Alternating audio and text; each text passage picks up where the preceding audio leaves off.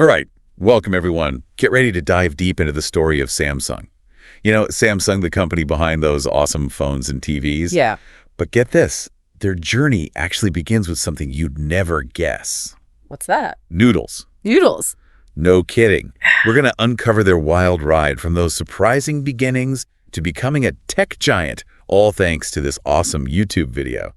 It's called The Korean Kid Who Created Samsung During a Time of Great Struggle.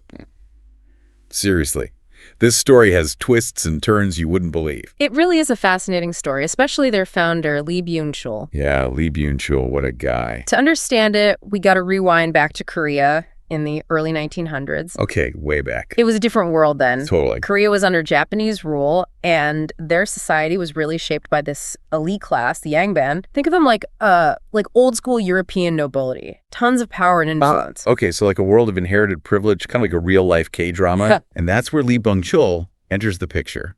Born into this Yangban family. So you'd think easy street from there. Right. You'd think he'd just, relax and enjoy the benefits, but no, that's not how it goes at all. Yeah, this is where it gets interesting. He jumps headfirst into business. Wow, really? And not some fancy tech venture, but a simple grocery trading company. No way. A grocery company. He calls it Samsung, which means 3 stars. It reflected his hopes for the company, to be powerful and enduring. So Samsung started with, groceries. It's hard to picture the Samsung we know today dealing with everyday stuff like noodles and produce. That's crazy. It is a stark contrast, isn't it? Totally. But that's how they started. Then World War II breaks out. Oh, wow. Suddenly, huge demand for essential goods, especially in China.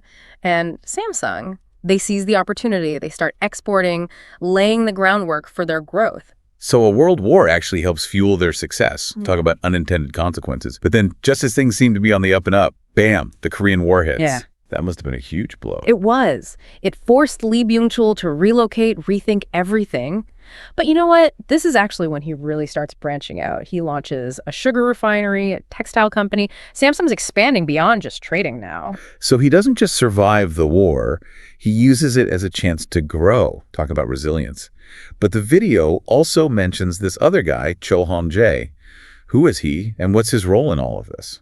So Cho Han-jae, he was Lee Byung-chul's business partner. Okay, so they teamed up. For a while, yeah. They worked together pushing Samsung into new areas. But eventually, their partnership, it hit a snag. Ah, so even powerful partnerships can have problems. What happened? They had really different management styles, and eventually that led to a split. Makes sense. Too many cooks in the kitchen and all that. Exactly. But here's the thing. This split had a ripple effect on, the whole Korean business landscape. It led to other huge companies being born, companies like Hyosung and Hankook Tire. You know them. Wow, that's wild. One partnership falling apart leads to multiple huge companies. That's crazy. The video also mentions this term cables. I've heard that before, but what are they exactly? Think massive interconnected business empires, often family-run, that really dominate industries within the Korean economy. That's a cable. Okay, so huge, powerful, kind of dominating. Yeah. And Samsung, along with these other companies, they grow into this powerful system. And get this, the Korean government actually supports their growth. Hold on, the government was actually encouraging these, mega corporations. Why? It's complex, but basically they saw these K-balls as a way to boost the Korean economy. They created policies that protected them from competition, gave them easier access to funding. So it was like a perfect storm for growth. Exactly. And Samsung, being a key player, expands its influence like crazy. Across all sorts of industries. Yeah. So we've got Samsung emerging from wartime, diversifying, becoming part of this, government-backed system. But they're still mainly dealing in everyday goods, right? Yeah. When do they finally make that jump into the world of electronics? The stuff we associate them with today. That happens in 1969. They decide to partner with a Japanese company, Sanyo, to start producing televisions. Whoa, that's a big move. Especially since Japanese brands were already dominating the market back then. It was, but they had a couple of advantages. Like what? First, they were already really good at manufacturing.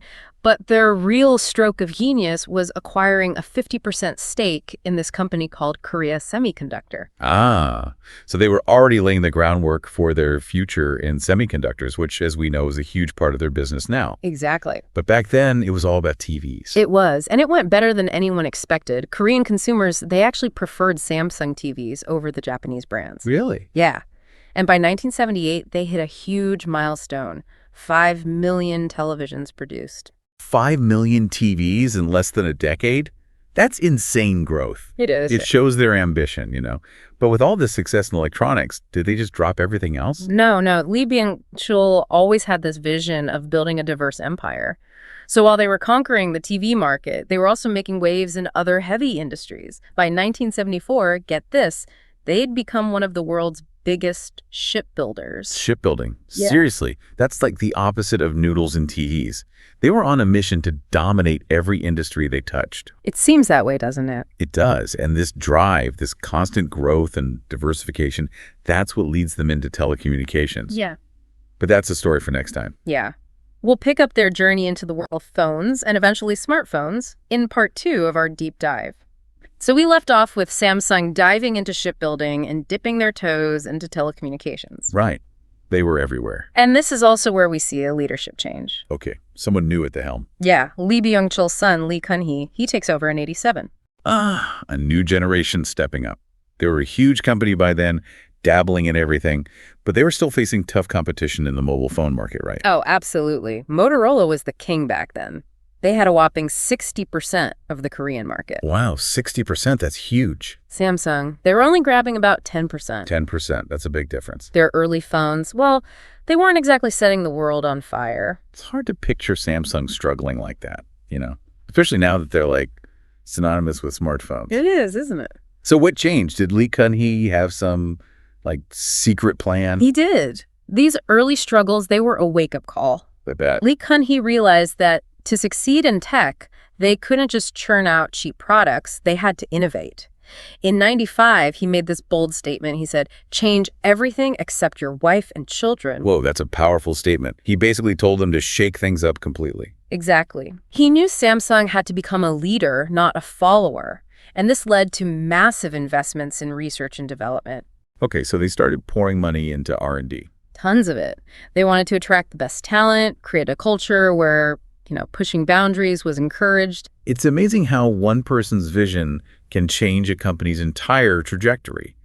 So did this new focus on innovation lead to breakthroughs right away? It wasn't instant. Okay, so it took time. But the seeds were planted. They started getting recognized for their tech, especially in semiconductors and displays. Remember that stake in Korea Semiconductor? Oh, yeah, that turned out to be a smart move. It was a game changer. They really had the foresight to invest in what would become a crucial technology. They did.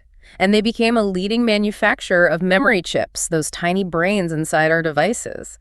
But perhaps the most significant result of this innovation focus was the birth of the Samsung Galaxy. The Galaxy. It feels like it's always been there. When did it first appear? What made it stand out back then? The Samsung Galaxy S, their first Android smartphone. Android, okay. It debuted in June 2010. Sleek design, powerful processor, and it ran on this user-friendly operating system, Android, which was gaining popularity. Yeah, Android was taking off back then. It was, but the real star was the display. Okay, so what was so special about the Galaxy S's display? Samsung had been developing this incredible display technology called Super AMOLED, Super Active Matrix Organic Light-Emitting Diode. Super AMOLED, that's a mouthful. It is. Basically, it uses organic materials that light up when you pass an electric current through them. So that's what AMOLED is. It's not just a marketing term. They actually used new materials. I remember those early Galaxy screens. Yeah. They were amazing, like a breath of fresh air compared to other phones. That was the direct result of their R&D efforts. They invested heavily to create a technology that would give them an edge. It definitely paid off. So they had this hit phone, the Galaxy S, and they were already pushing boundaries with the display. Did they just keep refining the Galaxy, or were there other, bold moves? They weren't afraid to take risks. In 2014, they released the Galaxy Note Edge. The Note Edge, the one with the curved screen. That's the one. It had this crazy curved screen edge. I remember thinking it looked so futuristic. Did that design actually catch on? It did. The Note Edge might have been a bit ahead of its time, but it paved the way for the curved displays we see on so many phones now. Wow, they were always trying to reinvent the wheel, pushing the boundaries. Mm. But I imagine all this success didn't come without its share of problems. You're right. Even with all their innovation and market dominance, they weren't immune to controversy. In fact, a pretty big one popped up recently. Ooh, this is where it gets juicy. What kind of controversy are we talking about? It was called the GOS throttling scandal. Basically, they got caught intentionally slowing down the performance of over 10,000 apps on their Galaxy devices. Popular apps like Instagram, TikTok, Netflix, even Microsoft Office. Hold on. They were deliberately making apps run slower. Why would they do that? Their explanation was that it was done through their game optimizing service, or GOS, to prevent overheating and save battery life. Okay, I guess that makes sense. But a lot of users felt deceived, especially when they found out that benchmarking apps, those apps used to measure performance, weren't being throttled. So their phones looked great in tests, but actually a ton of apps were running slower in real life. Yep, and people were not happy. They felt tricked. And it definitely hurt Samsung's reputation. I bet. Some reviewers even stopped recommending their phones, didn't they? They did. It was a big blow. So how did Samsung handle the fallout? They issued a public apology, admitted they hadn't met user expectations. Their CEO promised to listen to customers more and prevent it from happening again. Well, at least they took responsibility. It shows that transparency and trust are super important, even for tech giants. So we've seen Samsung's rise to the top of the smartphone world. But we also know Kun-hee passed away not too long ago. What's happened since then? Who's running the show now? Kun-hee's passing in 2020 definitely marked the end of an era. Yeah. His son, Lee Jae-young, has taken over. But his path to leadership has been, well, kind of bumpy. Oh, there's more to the story. What kind of challenges has he faced? For one, he was caught up in this huge corruption scandal that rocked South Korea. He was actually convicted, imprisoned, and then later pardoned by the president. Wow, talk about a rocky start. So how's he been handling leadership with all that baggage? It's been interesting. There's also this growing movement in Korea for chaebol reform. Right, those massive family-run conglomerates. So are people trying to, limit their power or change how they operate? Exactly. There's this increasing pressure for them to be more transparent, accountable, and less reliant on family dynasties. And Lee Jae-young, maybe sensing this shift, made a pretty surprising announcement. Okay, I'm intrigued. What did he do? He publicly apologized and pledged to break from tradition. He promised not to pass on management rights to his children. Whoa, that's a big deal. It's like they're moving away from that old school family model, trying to become a more modern global company. We've been through their incredible journey, from those humble beginnings with Noodles to becoming a global tech powerhouse. Yeah, what a journey. And now we're looking ahead to the future, a future shaped by AI, new leadership, and all those global challenges. Right. The tech world never stands still. It really doesn't. So let's start with AI. It's obviously a huge focus for Samsung. But how are they actually planning to use it? Is it just about making Bixby smarter, or is there a bigger vision? It's way more than just a smarter voice assistant. Samsung sees AI as this fundamental technology that will impact every aspect of our lives. Think about how we interact with our devices, manage our homes, even healthcare and cities. Wow, that's big. So we're talking a future where our homes anticipate our needs, healthcare is personalized, maybe even self-driving cars with the Samsung logo. Exactly. AI has the potential to revolutionize it all. That's mind-blowing. But Samsung's not alone in this race, are they?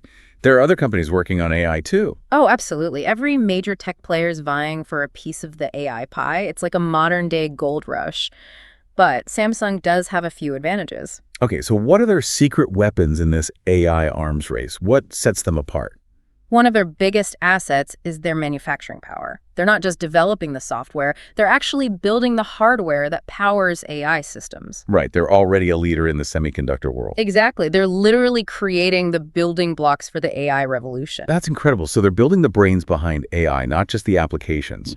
But what about making AI accessible to others? Is it just for tech giants? That's another thing they're focusing on. They're investing in tools that help developers easily integrate AI into their own apps and services. So it's about empowering others to innovate with AI. That's smart. But beyond the tech itself, there are those global challenges, right? Trade wars, resource scarcity, Political instability. Yeah, it's a complex world out there. They need to maintain good relationships with governments, protect their innovations, make sure they have the materials they need to produce their products. It's a lot to juggle. It is. One way they're tackling this is by diversifying their manufacturing, spreading out production across different countries. Oh, so it's like a don't put all your eggs in one basket strategy. Exactly. It helps minimize risks. Smart move. As we leave everyone to ponder the future of Samsung, here's something to think about. What role will they play in shaping the world of tomorrow? Will they lead us into this AI-powered future, or will they get overtaken by new players? That's the big question, isn't it? Only time will tell. That's what makes it so exciting. The future's full of possibilities, and companies like Samsung are right there on the front lines shaping the world we'll live in. So, stay curious, stay informed, and keep an eye out for those game-changing innovations. Who knows what incredible things are just around the corner. Thanks for joining us on this Samsung Deep Dive.